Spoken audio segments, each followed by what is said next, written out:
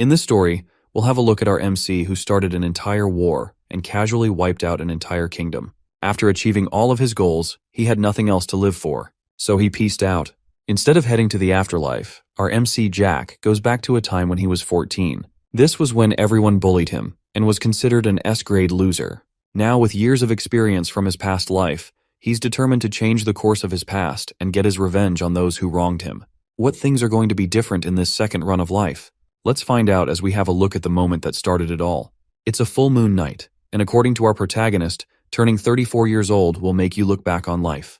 He takes a look at the hellish battlefield he's in and wonders what he did wrong with his life. After fighting in some battle, the dude now moves ahead, injured and limping. He wishes to have owned some budget Excalibur or something so he could have stopped his sister from being sent to the Empire. He takes a seat since he's tired, and considers that maybe he wouldn't have become the monster he currently is. But if he didn't do that, who knows if he would have met his master. She's the person who he spent his best moments in life with, and taught him so much when he was a level 1 noob. So he believes he should have been a better student if he knew he would end up going on a killing spree.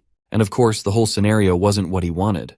A few thoughts later, a person approaches our mysterious character, and he doesn't look like he's here for a friendly game of Uno. However, the boy's shaking with the sword in hand, and it seems like he doesn't dare to use it. Even though the injured swordsman did his best to not harm children, it appears he's going to die at the hands of one. It turns out he killed the boy's father. So he's here to get revenge after that unfortunate incident. The boy, still with his sword trembling in hand, calls our protagonist a monster. However, that word doesn't bother him anymore. He was curious about what the young hero had to say, but calling him a monster is too basic at this point.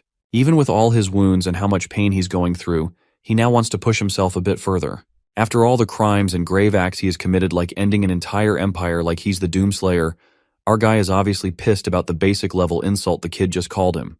Now the boy is even more terrified, but it does remind the mystery person of his early days. He then asks the kid for his name, and the boy introduces himself as Jack Stewart. The dude is surprised to hear this since his name's Jack as well. The boy mentioned he killed his father earlier, but Jack's kill list is so long that he doesn't remember any Stewarts. Now the other Jack begins to cry since he needed his father, although he wasn't a great one. However, Monster Jack's a bit jealous he needed his father. But anyway, he's not going to apologize for ending him. Instead, he gives Boy Jack the opportunity to kill him. After hearing this, Kid Jack's heart begins to race and is panicking about this. If he manages to pull this off, he'll get his revenge and become known as the heroic monster slayer.